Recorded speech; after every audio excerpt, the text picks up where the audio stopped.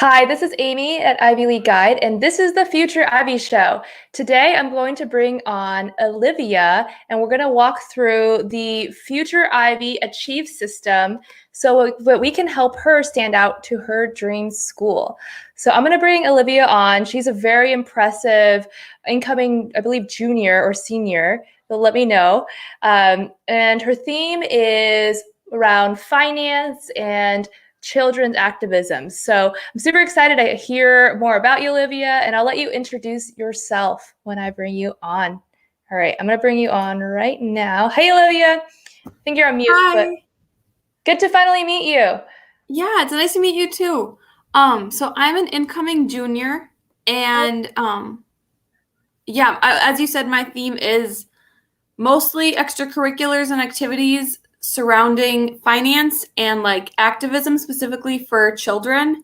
Mm, I've been kind of shaping my entire like extracurricular slash like course theme to fit all of that, but I still think that there's more that I can do in addition to that.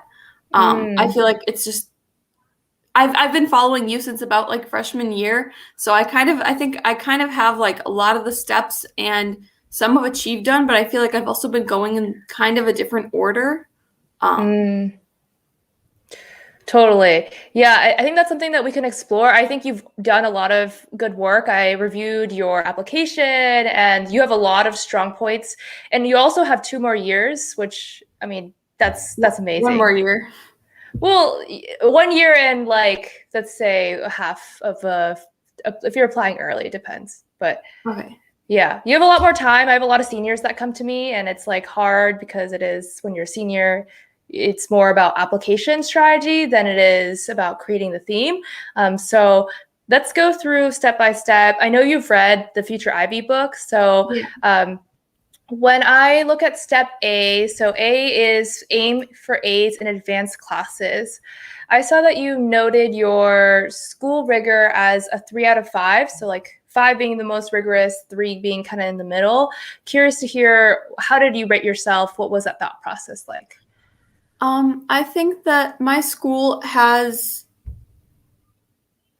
a lot of different courses for a lot of different levels of students. Um, Mm, we do have a lot of AP classes available, and I've been taking those. Um, but there are like still regular classes that I would say are probably a lot like really on the easier side. So okay. I think that with all of that taken into consideration, I think it's probably like a 3. I mean, I know that there's a lot of schools out there that are like private schools that are specifically really focused on a hard curriculum, and I don't think that my school is one of those. So Mm, I think a 3 would be pretty accurate. 3 would be pretty accurate. And what type of school do you go to? Is it like big public school, like Yeah. small private school? Okay, a big public school. Okay, Yeah. gotcha. And then you also noted that you're taking 6 to 10 APs, or you plan on taking. I feel like that's a good amount of APs. Um, for this one, in terms of the 3 out of 5, the way that I like to ask people to think about it is when you compare yourself to other students who are in these AP honors classes, are you kind of on the same level in terms of number of advanced classes? Are you a little more, a little less? Kind of like where do you fall in that? I would say a little more. I mean, my school, we have trimesters, we don't have semesters. Mm, And we only have 5 periods in a trimester. Like we have 5 classes a day.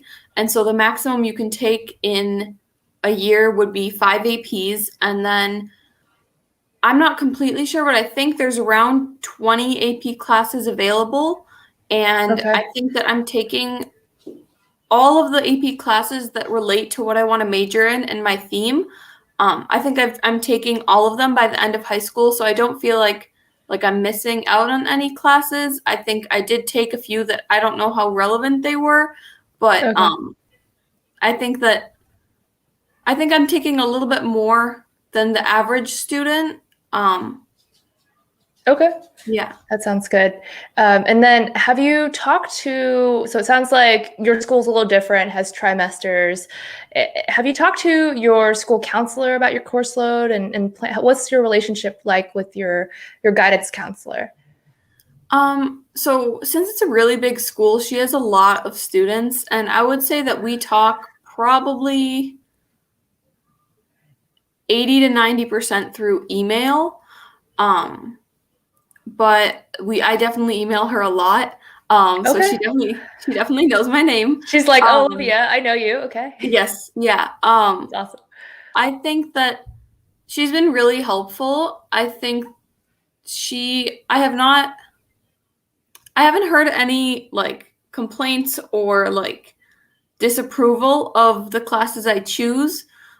So it's kind of been just up to me, but Gotcha. So it sounds like it's been pretty self-guided, but she's available. Like she's responds to emails and yeah, just as overwhelmed kind of with so many students as yeah, typical in a big public high school. Yeah. I felt similarly. Yeah, my counselor just had so many people and I always felt like I was a bother because I was always asking him questions. I actually interviewed him for the book, the Future Ivy book, and he told me that he like that's what he's here for is really just to help students and that's why he came into the profession. And that kind of helped me realize, okay, like it's okay to ask him all these questions and he wants to be helpful for students, but yeah, can definitely feel that way. And so the next step, so A, it seems like you're pretty solid on A, like you have a good understanding of what classes you want to take. Overall, you're getting mostly A's, it sounds like. Did you have any questions in this kind of more of the grades category or advanced classes? I mean, not particularly. I don't think that my GPA is a standout factor at all. Well, at least my unweighted. I don't think that would make me stand out. I think my weighted does. But I know that a lot of top schools look at both. Mm-hmm. I mean, I don't really have any questions Okay. about that, Do, but what is your weighted, unweighted kind of GPA? so my unweighted is a 3.81 or 3.82, but my Okay. weighted is I feel like it's average. I just know that there's a lot of kids at my school who don't really take a lot of difficult classes, but they have like the same GPA I do. But then Mm, when you go like look at weighted, I have a 4.41 or 4.42, okay. which I think that stands out a lot more. It's just I'm a little bit worried that schools are kind of just going to disregard that and focus more on unweighted. Um, Yeah, no, that's a valid concern to have. They're definitely interested in you taking advanced classes, and so they're going to see like, oh, like did she get a B in an easy class or did she get a B in like a harder class? And so I wouldn't be too worried about that. 3.8 is pretty good for a rigorous course load. And I'd say like it's good enough for top schools to okay. pass, kind of like to the next step. So the next step is C. So do you remember what C stands for? I have H in my head. Help your teacher help you. Yes. The That's the next, yeah. Is it? It's not counselor, is it? It's Conduct an activity audit. yes. Okay. Yes. Um, Have you yeah. done an So activity audit? I think so, but not exactly successfully. It's So really hard. freshman year, yeah. Freshman year, I think I signed up for. Don't want to lie, but I think like 9 to 10 clubs. Like some of them were like teams that Mm. like huge commitments, and I think I failed at all but maybe two of them. Because like I couldn't humanly do that. Like I was missing meetings because stuff was overlapping. Oh, And it was just not fun. I was running around the school from meeting to meeting. it's I had 10 not. meetings in one day until Oh 6. And boy. then yeah. And then you have Um homework on top of yes, that, right? exactly. Yeah. And It's then I just would too start much. it was not fun. And so sophomore year, I stopped doing the extracurriculars that I genuinely did not like. I don't think that that was an activity audit because the things that I left not I don't think that I cared enough about anything I was doing. I just had slightly less extracurriculars, but I wasn't getting really involved in them, and Mm, I feel like I don't know if this makes sense, but I feel like I didn't know enough about them. I just wasn't involved enough in what I left. And then, yeah. yeah. And then this year, I think this year has, well, definitely been the best because I've brought more extracurriculars that I care about, but it's also kind of difficult because now it's kind of hard to cut them. And I have like 5 to 6, and I feel like I'm like, I do feel overwhelmed, but not like enough to want to cut something, Yeah. but I still feel like I should, if that makes sense. It's super hard to do the activities audits. I would say like this is the step that holds most people back from getting into a top school besides grades. I think grades, like getting high grades, it's tough if there's a lot of classes to balance. But the second step, a lot of students, they end up with too many extracurriculars. I was the same way, had journalism, academic decathlon, honor society. I did everything because I think it's okay as a freshman to do a lot of things, because you want to kind of figure out what you enjoy. But then it's kind of like having clothes in your closet that you never wear, and it just takes up space. And then you can't really find the clothes that you want to wear that you really enjoy. It's clutter. So it's really hard to cut things because we don't like to quit as a society. Like we just like want to be able to do all these things. But the way that I've heard it described is like if you have a plate of food and you add more food to the plate, you have to take some of that food off, or else it's just going to pile and it's just not a good meal. So I'm curious, this is the one question that might help you kind of narrow down your activities, because I know you have a lot of activities I saw in your applications. So if you only had time for 1 to 2 activities, which ones would you do? Which ones would you actually get involved in and just spend more time making a difference in? That's a And these tough, don't have to be that is a tough these don't question. have to be school activities. They could be, I know you do some stuff outside of school. Um, yeah, what are your thoughts there? I would probably, that's a really tough question. I think I would definitely leave UNICEF because that's something that I really, really care about. That's like number one. Okay, that's Um, great. and then that's really hard. What I have left is I have my job, which I love.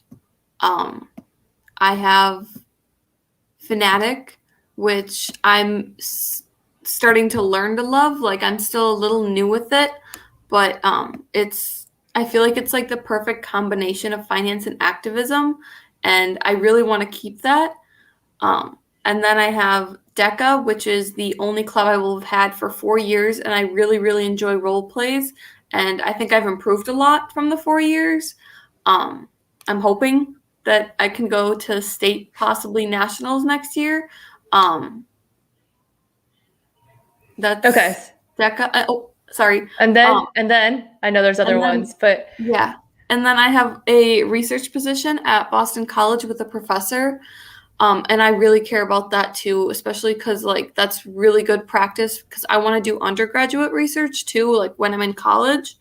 And I think that's really important to get like that knowledge and get that experience. gotcha. So if you take all your 4 activities, and the way I've done this with students in the past is I have them listed out in a Excel spreadsheet and then ask themselves the 2 questions: how related is this to your future goal? So like for instance, you said your Boston College one is really related because you intend to do undergrad research. So like that would score a 5 out of 5. The second one would be like, how much do you enjoy the activity? A 1 out of 5 is a not really enjoying it. 5 out of 5 is I could do this all day. Like this is how I want to spend my weekend time instead of watching Netflix. Um, And so maybe I would suggest that you would do that exercise and kind of narrow down. Are you also involved in National Honor Society, or what kind of other, yeah? Yeah, so I'm also involved. I'm team lead of the Makers for Change group in Wisconsin. We are designing and 3D printing animal prosthetics, which has nothing to do with my theme. I just thought it was really, really cool when I was asked to apply. And then when we got accepted, I'm like, oh my gosh, we're working with high school or with college teams. And like, I thought that was really cool, but that's something that is not like, I think I'm passionate about it. I just don't think that it relates to what I'm planning on studying and planning on portraying to the college. Um, and then I am in National Honor Society, but for the main reason that I decided to do it is because I talked to the teacher that runs it, and he said that next year the hours, the way they're going to be counting hours is we only need, I think, 25, and all the work I do for UNICEF counts as hours for that. So like I'm going to be getting those hours anyway.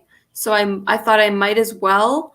I am not, if anything changes and if the hours that I get from things that I already do, if those don't count, then I probably won't end up doing it because I don't think I have time for anything additional.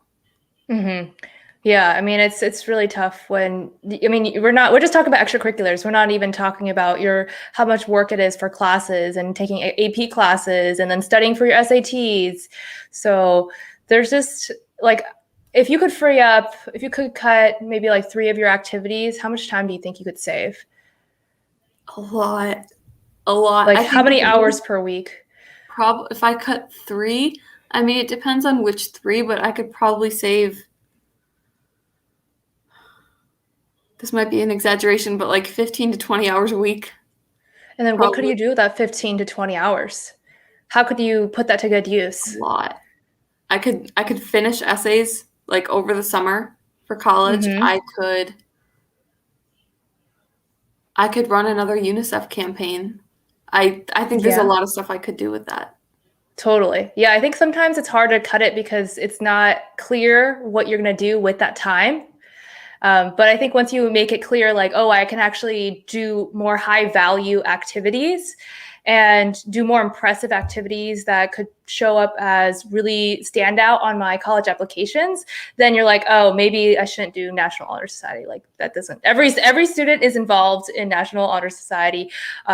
Maybe you would reconsider DECA. I don't know. Like it depends kind of on how you feel about that, but there's a lot of DECA students. UNICEF, can you tell me more about that opportunity? How did you find it? What does it involve? Yeah. So actually how it started was freshman year I was on debate team, and I was not the best debater out there. And I believe it was at state, we just got annihilated. Like we got crushed. Me and my partner, we just like heads down, like no, it was not good. And so the team that we were up against, they were really, really nice. And I still remember it was Danielle and Julia, I believe. And we just started talking to them just about random things. They were really nice. And Danielle mentioned that she was a part of UNICEF and that she actually started a UNICEF at her club, a UNICEF club at her school. And I didn't really like think too much into it because this was freshman year with my 9 to 10 extracurriculars. I didn't. You're like, no more meetings. Nope. Cannot do it. Too many I scheduling conflicts. Exactly. I didn't even think twice about it. But then that summer, I think I was doing some more research into colleges, and I think I was looking more at your channel, and I was thinking about, hey, maybe I want to start a club, and maybe I want to do something that's like impactful. Yeah. So I remembered something about what Danielle said, but I didn't remember what UNICEF was. So I reached out to her, and she gave me like 6 paragraphs about what UNICEF is, and I was kind of interested. And so I did some research, and I ended up really liking their mission. So I got together a board, and we got an advisor, and UNICEF provides so many resources to start a club. Like they have like 5 pages just dedicated to like an official request email template to send to your principal for the club, an official like request for the advisor, like everything. They give you everything. They're really helpful with that. And so we got the club approved. I sadly chose all my friends for board positions, which was a mistake, which this year I did not do. And for board next year, I did not do. And not that I didn't choose any of my friends, but like I think I was more unbiased. Mm-hmm. And I think that we got a lot more done this year despite COVID. So yeah. What kind of led you to start the club? What is the club about? Oh yeah. So UNICEF, what we do is we have a monthly theme, and we meet once a month. We discuss the theme of the month. We discuss it's usually like a problem or like a world issue, like climate change or like violence against children. We take the theme, we discuss it, we think about things that we, from being a kid in Mequon, Wisconsin, what we can do. We sometimes we set like goals for ourselves, like what by the end of this month, if it is like climate change, what can I do by the end of this month? We had people starting petitions, we had people raising money, all that kind of stuff. We also have fundraisers. We had, I don't remember how many we had, but we had a bunch of fun ones. We had it was a gingerbread house making competition, and we watched Elf too, and they made some really cool stuff, and we got in the yearbook for that. Oh, nice. Yeah, so we have a bunch of really cute little things that raise money, but we also make sure that we have the awareness component too. Something I wish we're going to work on is the advocacy component, because I feel like if we interact with our government, I think that, well, not I think, I know that we could have a lot more of an impact on like our community and like where we live.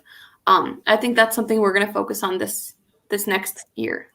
So if you had 10 more hours per week, how would you kind of invest your time into this club? Like what would be a successful kind of end of high school, you graduate and you would just feel amazing that you make this kind of difference in your community?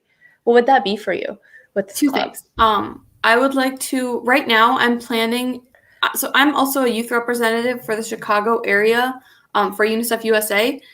How many people are so you're a unit? So I'm trying to understand. So how many representatives are there? Is it like one for every major city? Like how do you get chosen? There's a total of, I believe, like 50 of us in the country. There's 4 of us for Chicago. There's 3 for Minneapolis. And then there's 4 for Detroit, I believe. So that's like the Midwest. How do you get chosen to be a representative?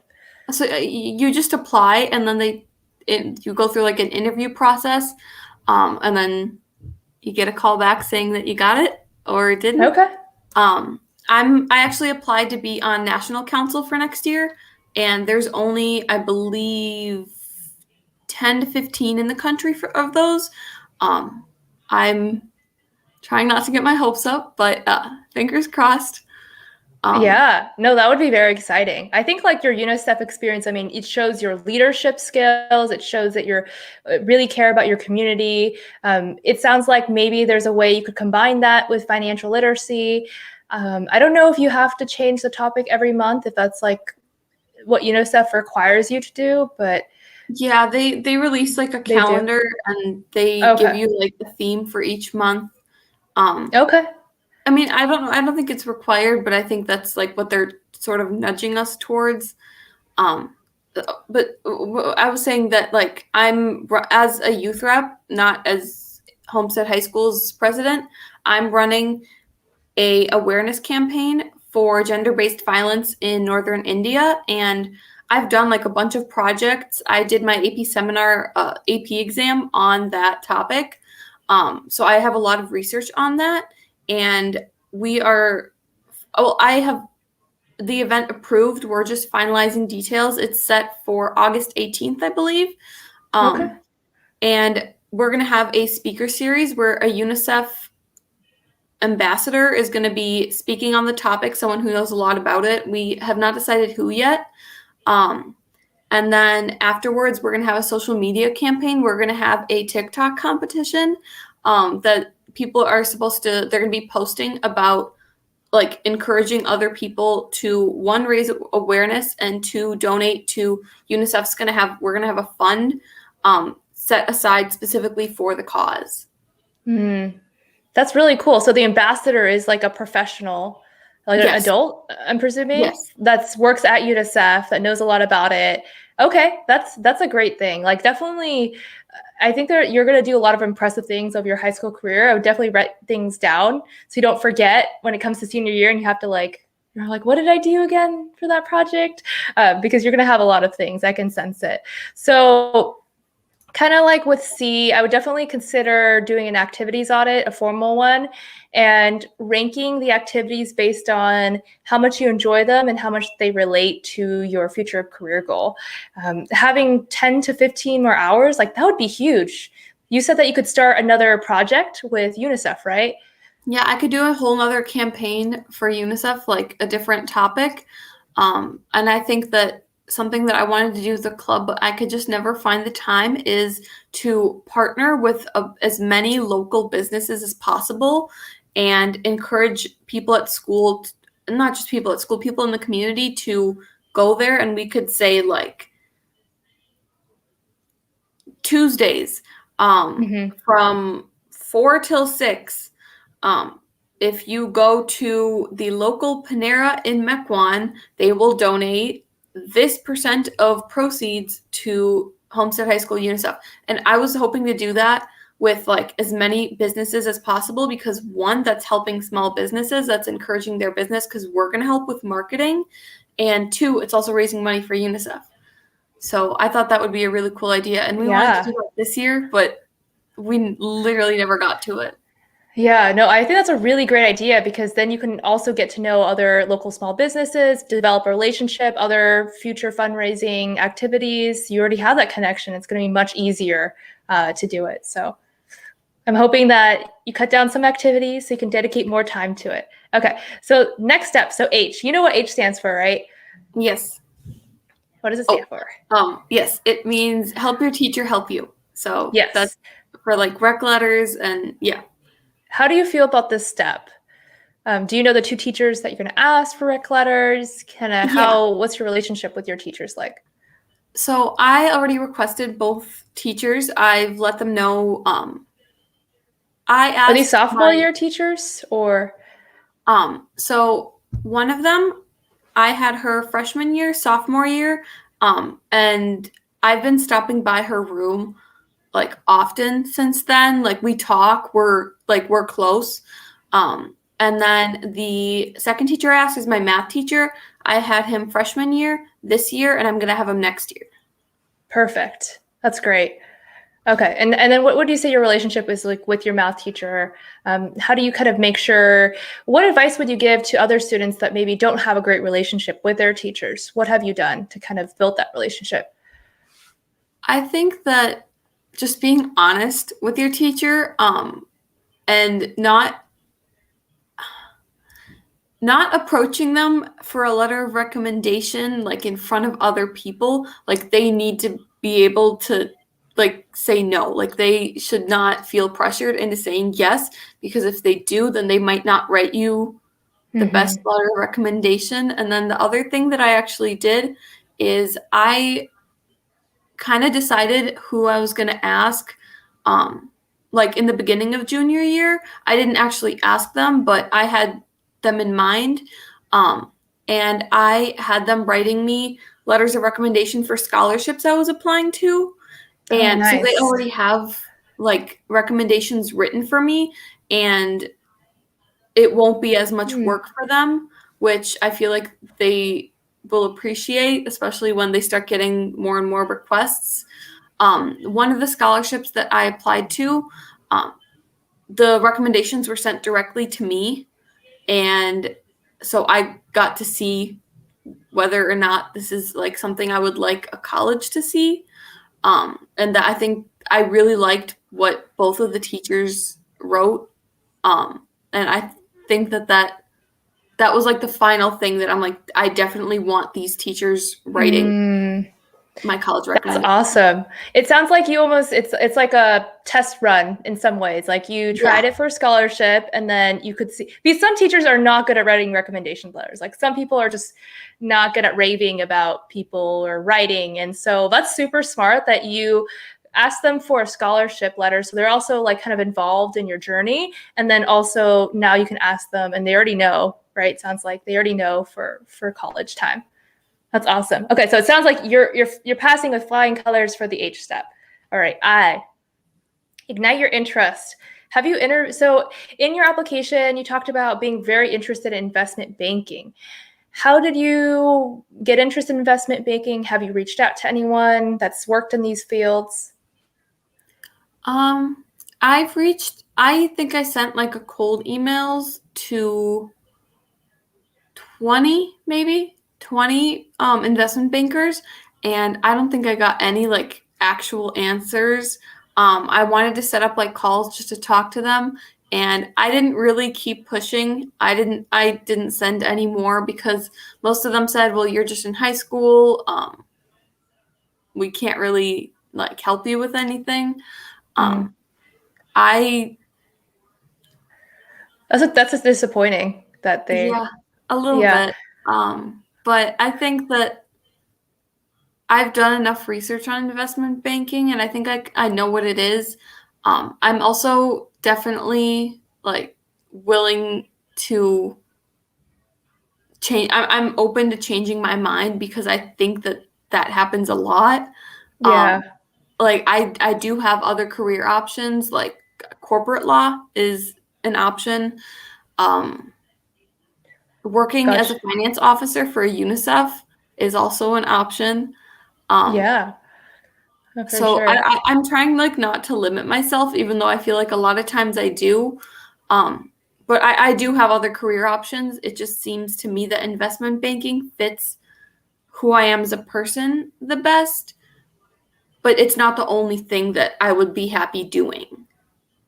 Gotcha. That's good to know. So it sounds like you did reach out to some people. They didn't really respond, or they did respond, but not with the response that you wanted. Can you tell me more about how you found these people and like who you decided to reach out to?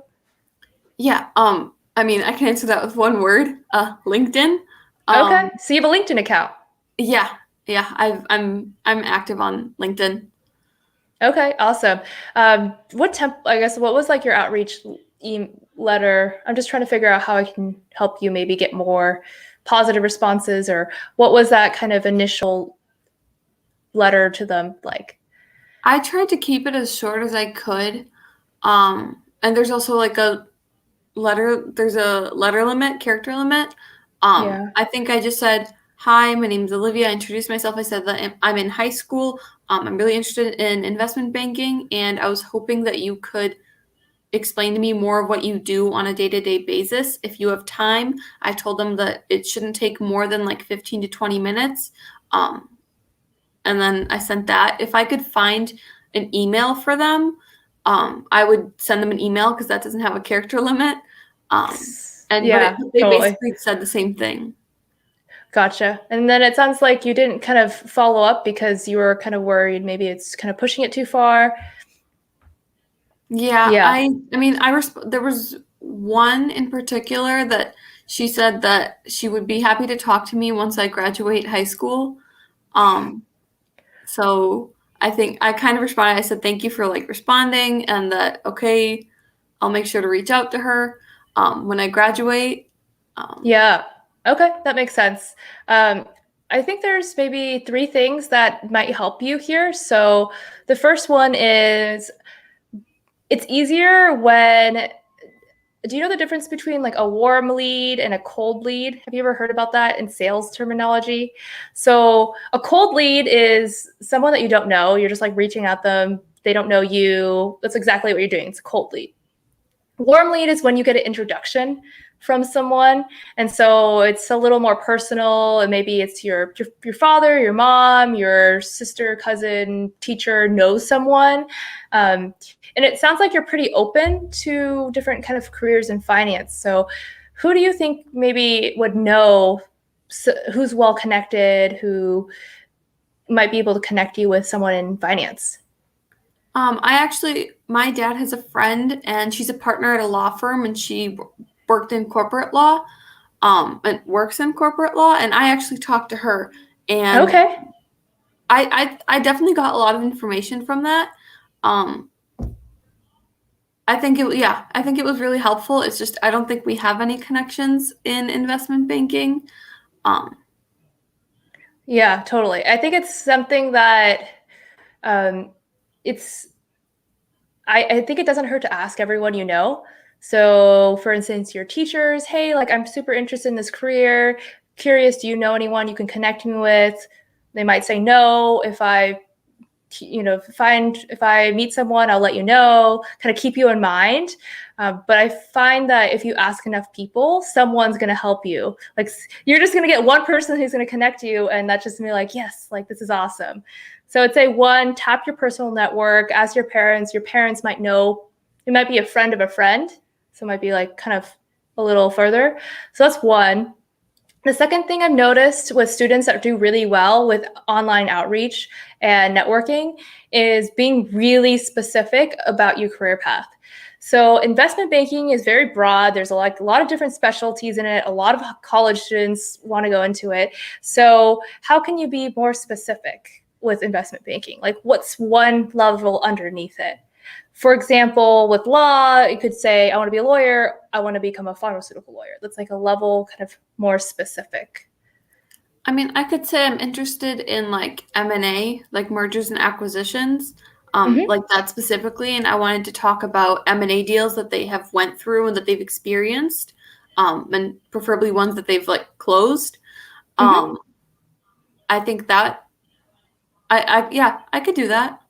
Yeah, for sure. Being more specific. And the third thing is to cast a wider net. Like 20 people is a No, lot, but it's not a lot. Like I would say over 100, you're going to at least get one person back.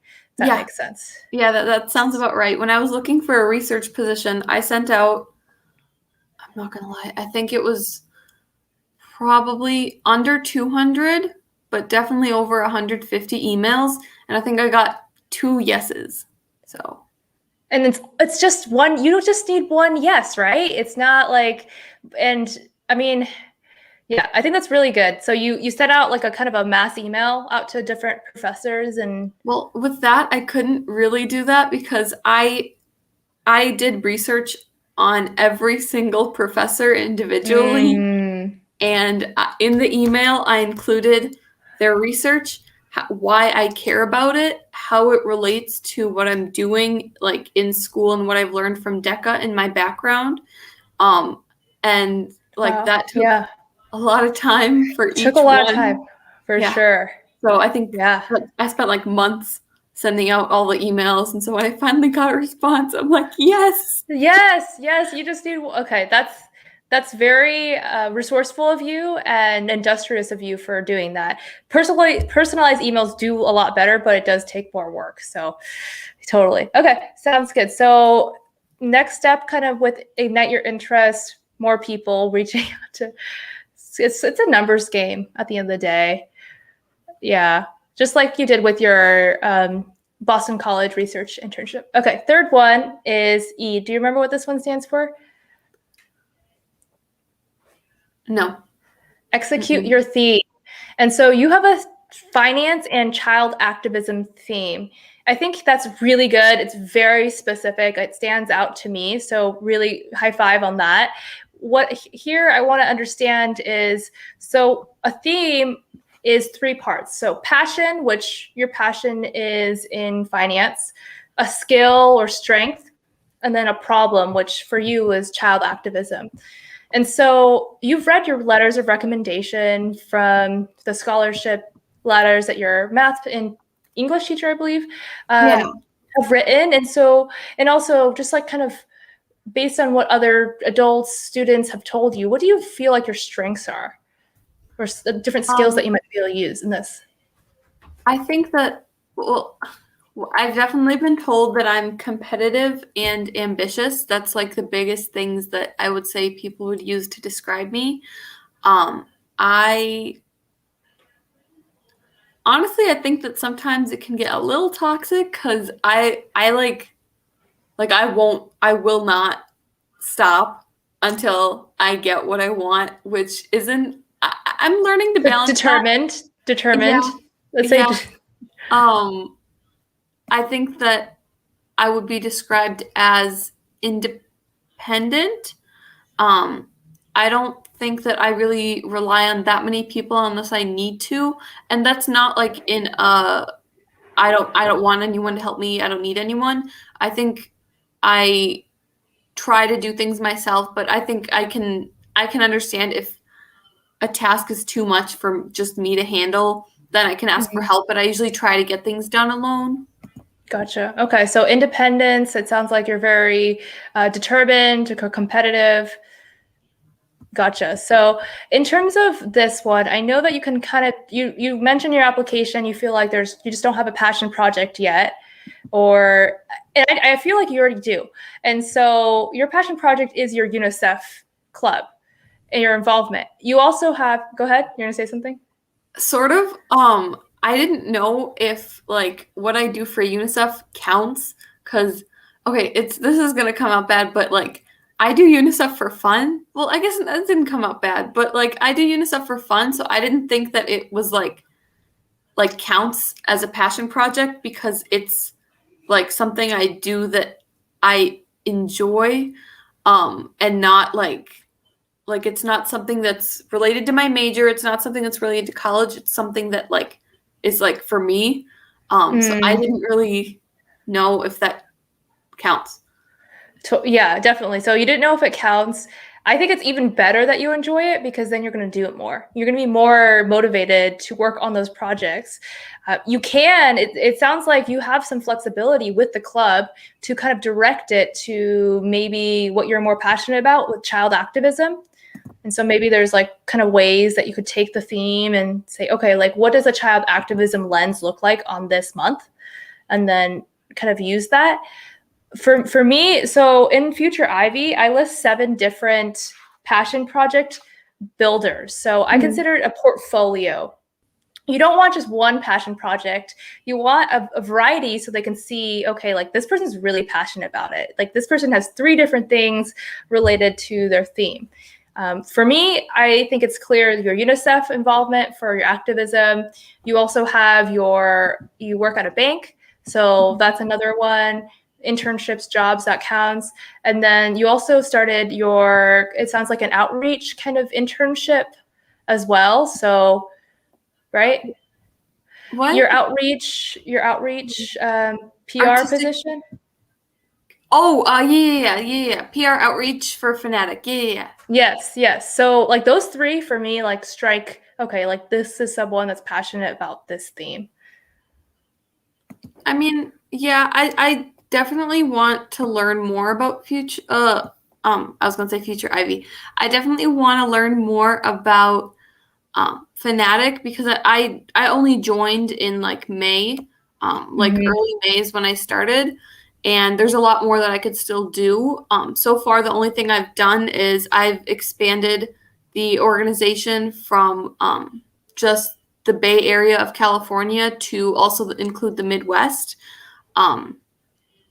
We have a couple leads on newspaper features, but not enough. I don't think I've made enough of an impact yet, but I want to.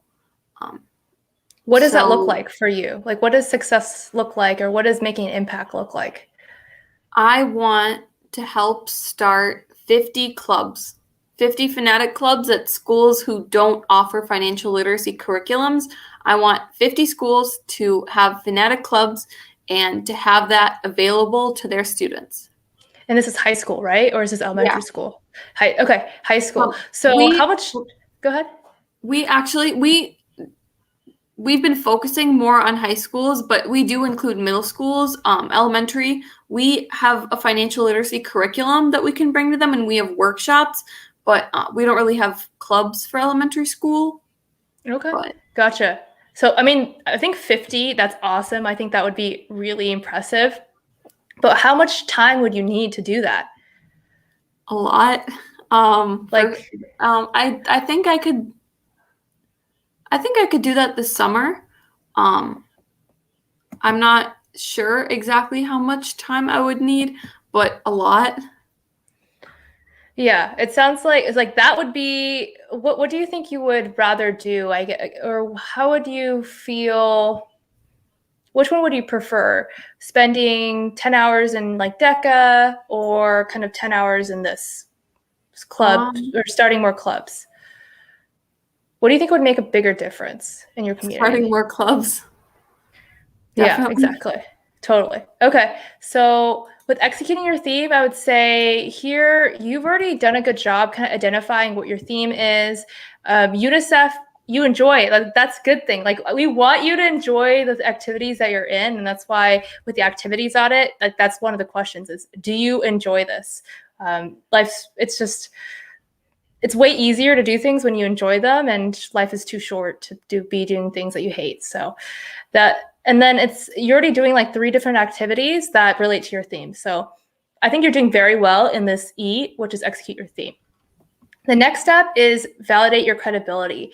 This is an area where I feel like you could improve on, and this could be a huge standout factor for you. What types of scholarships have you applied to? What types of competitions? Can you tell me more about that? Yeah. For, like you said, competitions, I don't think I've been in many except for like DECA. I got a perfect score on my role play at state this year, but like otherwise, I don't have many competitions that I could talk about. I've applied to a bunch of scholarships. A lot of them I only hear back like summer to fall of this year. A lot of them I just haven't gotten. I actually have an interview I'm a finalist for the Next Young Leaders Scholars Program scholarship. And I believe that I have made top 5, and one person gets this. It's a $20,000 scholarship, and the rest of the finalists get $1,000 scholarships. So that's like the only thing that I've gotten so far, but I don't know if I got 1,000 or 20,000. I still have an interview coming up. Okay. That's like the most that I think I've done so far. I haven't like gotten a lot of Okay. You're junior, so you still have a year on this. I find that this is icing on the cake. Like, this really helps people show your credibility. And so awards, scholarships. What about like local newspapers? Does UNICEF have a newspaper that maybe you can get featured in? How else do you feel like you might be able to kind of showcase your credibility and be featured somewhere? I mean, newspaper does sound like a good idea. I'm not really sure like what we would be advertising, because I think that if we were to do the partnering with local businesses, that would be a great thing for the newspaper. Yes, it would be. Yeah, I'm not sure if like club meetings that we have and like that kind of thing is something to be like newspaper worthy. A lot of the things that we've been doing have just been specific to my school, but if we were to expand on what we're doing and the reach that we have on the community, I think that then, yeah, a newspaper feature would be great. Yeah, no, I think you're spot on. So like, if you could reach out to local businesses and do that fundraiser, that's another kind of good reason for you to do that project, get a feature in the newspaper, save it, submitted to colleges. And the second thing that I've thought about is if you are starting a bunch of different clubs for financial literacy, I think that could also go in the paper. It's like, what can you do that's outside of your school that is helping your community? Yeah, and that's what I've been doing actually. I've been requesting newspaper features, but it's for Fanatic. It's not like for like I don't my name would not be mentioned in those, but I mean, I'm requesting for a bunch of newspaper outlets in California and Wisconsin and I think a few in Michigan. Okay. I've requested a bunch of those, and then I also forgot to mention I was interviewed about an op-ed that I wrote for UNICEF. It was urging Wisconsin senators to pass the Keeping Girls in School Act. I don't know why I kind of forget about that often, but I was mentioned on the UNICEF website, like couple quotes from me. I don't know if that is like what you're asking, but I would save all that stuff just as if you feel like it's possible that you could submit it to colleges that could kind of show your impact, I'd save it. So just in case, then you could submit it in your senior year. So tell me more about your outreach for Phonetic. What are you doing kind of with reaching out to different outlets? Like what's that process look like? Tell me more about that. So what I've been doing right now is I am finding newspapers literally anywhere from in like California and the Midwest, and I'm just reaching out to as many as I can. So far, I've been emailing, but we haven't gotten very many responses. So I have college tours next week, and the week after that, I'm going to start calling all of the newspaper outlets. I haven't been getting as many responses as I would have liked, and I send like follow-up emails and stuff, and not much so far. After that, we're going to be launching the club's marketing stuff, and I'm going to be reaching out to schools to advertise to their students, hey, who would participate in this club, and if anyone would like to lead it. I'm also going to be reaching out to schools about bringing our financial literacy curriculums to them through like workshops that we have. We have like probably like one every week, one every like 2 weeks. And I think that's like, and those are available to elementary, middle, high schoolers. Like anyone can participate in those. And I think that's really important. Right now, the president and founder he kind of has me focusing more on the newspaper features stuff. And I think once we get a couple features, I'm going to be moving on to reaching out to schools and stuff. And that's something that I am looking forward to because that's kind of like talking to people versus just like emailing and asking for a feature. I would actually like to interact with the schools. So definitely. Okay. So it sounds like right now it's kind of like the cold leads list, just like as many as possible, trying to get a response there. Yeah. But it sounds like it's mostly going to be their name, but I don't know, maybe like if they wanted to interview you, you could be interviewed and like your name could be in the paper or something. It's possible. Okay, gotcha. So on this step, validate your credibility. What do you feel like are good next steps to get more publicity about you or to kind of show your impact? I definitely think the UNICEF thing with partnering with local businesses and increasing their profits as well as helping us. I think if we were to get a newspaper feature from doing that, I think that would be really beneficial and like to us and to them. There's tons of small businesses in like Mequon and Thiensville. And I really think that I should be reaching out to them. I've wanted to for a while now and I have not. But what's the biggest thing stopping you, if you feel like, for that? Getting started on that? Or biggest challenge with that? Yeah. The time that it would take, and like I can't seem to like find a time when I can drive somewhere and like talk to them. I can email as many people as possible. I can shoot emails left and right, but it seems like when I have the most amount of time is like between 3 and 4 a.m. and I don't think that I can drive there asking them for anything at that time. I can 3 and send an 4 email. a.m. Man, Yeah. that's so early. Are you not Yeah. sleeping? Oh Um, my God. That's the other thing about the activities audit is like I find that a lot of ambitious students and they tend to kind of use their sleeping time as work time. And then you just end up running on like 5 hours of sleep. And I was there too. Like I didn't sleep a lot in high school and I drink a lot of coffee. It was just not healthy. But I think I could have had an even bigger impact if I just cut down on all the activities that were not my main activities. Were not the ones that that I was going to make a big difference in. And I probably would have got a lot more sleep and just felt more rested. yeah.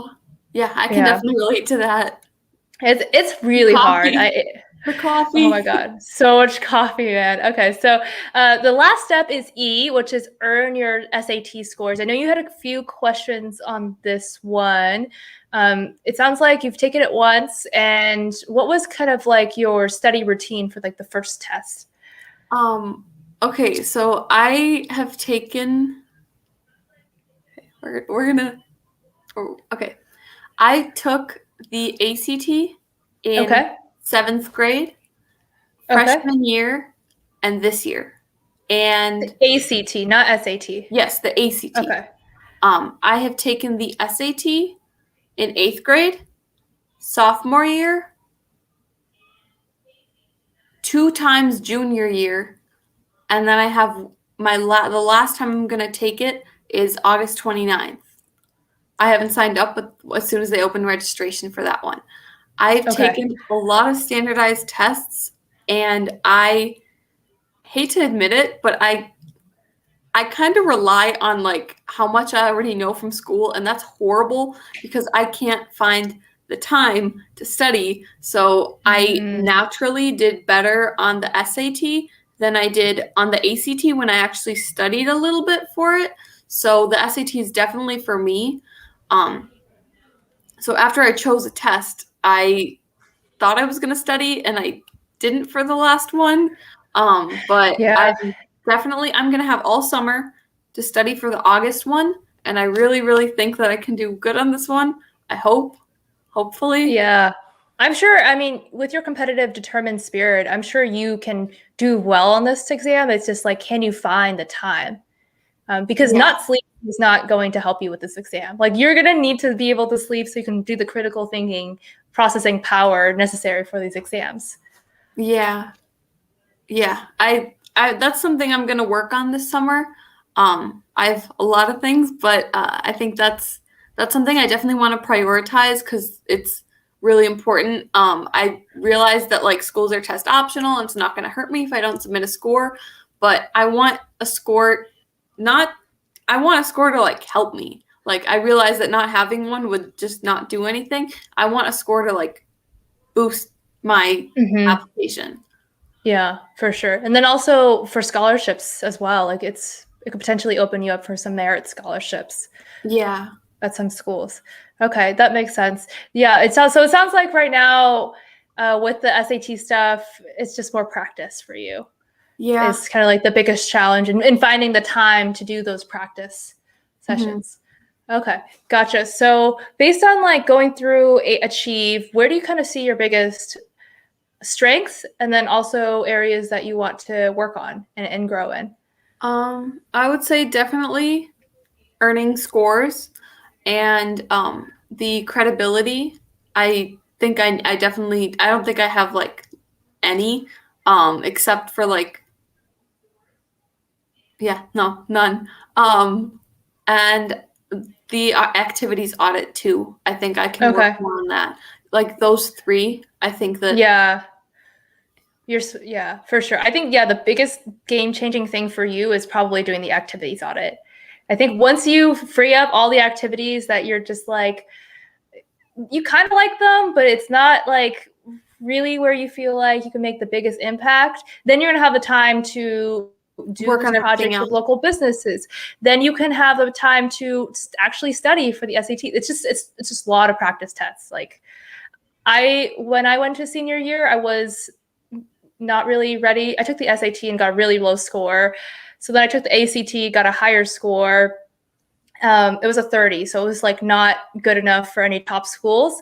And I spent like 2 straight months, almost every day, taking practice tests. And then I got it up to 34. So it's possible, but it just takes a lot of time and energy and practice, a lot of practice tests.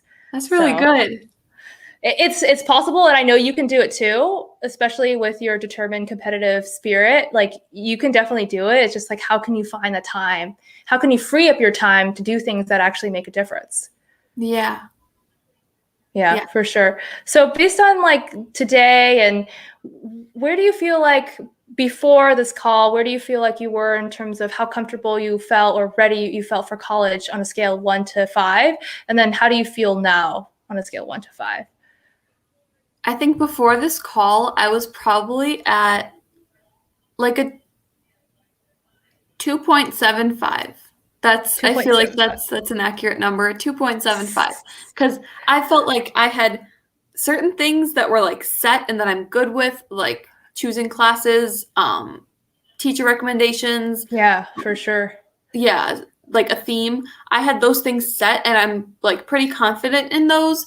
But then there were like those other things that are kind of more important, like establishing credibility, having the scores to support me, and like proof, like solid proof that I am qualified to be at the university I want to go to. Totally. And then I know that I have too many activities, and I think that now I kind of realize what I need to cut. Like, I kind of knew in the back of my mind, but I think this call like confirmed that I should be doing things that I'm passionate about, and that like UNICEF counts as a passion project. Yes, it does. Now that I think about it, it kind of makes sense because it's a passion project and it's something I'm passionate about. I mean, that doesn't sound like it should be that surprising to me, but I think that kind of just clicked. Yeah. Totally. But yeah, I was thinking of so many things of like trying to come up with another passion project, but I couldn't think of anything that I could like. I just kept thinking, oh, I have to start a nonprofit, but I don't know for what.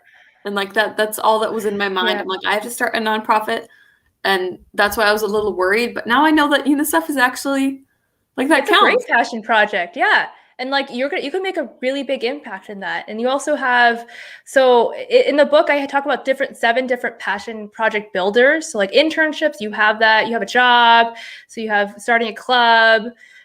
If you wanted, DECA could be one if you wanted to get kind of like to national levels of leadership. I don't know if that's the right one for you. It's probably not the right kind of pathway for you, but like that's a potential one for maybe someone else. So I guess like now, how do you feel like after kind of going through this hour call? Where do you feel like on the scale of 1 to 5 in terms of how prepared now you feel with your next steps? I think that right now I'm probably at like a 4.5. I think that there's certain things that I know exactly what I need to do. I just need to actually do them to be at a 5. But I really feel like I have like a path and I know like where I'm going. Like I feel prepared. Nice. That's awesome. That's like why I'm here is it was really stressful for me not having someone to guide me as the oldest. Are you the oldest in your family also? Yeah. You can just have to. Yeah. You have to figure everything out yourself. And my parents weren't super helpful because they were like immigrants and they just like didn't know anything about the process. Too. So it's just like, I want to help you out. So I guess what was most helpful about this call? Let me know, how I can make these calls more beneficial for students. Yeah, I think it was really helpful. Like, I mean, this is like the whole point of the call, but like going through each step and like how that relates to me and like specifically going into detail about what I can do. I think the most helpful was the validating credibility, like not only just, oh, I want a newspaper feature request, not only do I want a newspaper feature, but like what can I do for that? What can I do to like earn that? And I can have UNICEF partner with a bunch of small businesses. And how do I do Yes. that? I conduct an activity audit so I can actually have time to do that. And like I feel like Yes. everything kind of like fits together better now. Yes, no, definitely. I think like your profile is already very impressive for a junior, like very impressive. Most students don't have a very specific theme. You have a very specific theme. You've already done a good job with helping your teachers and getting them to submit letters of rec for scholarships, so they're already kind of prepared for college applications. It's just kind of like that extra little kind of stuff that's going to push it over the edge for you and help you stand out across a sea of just straight A students.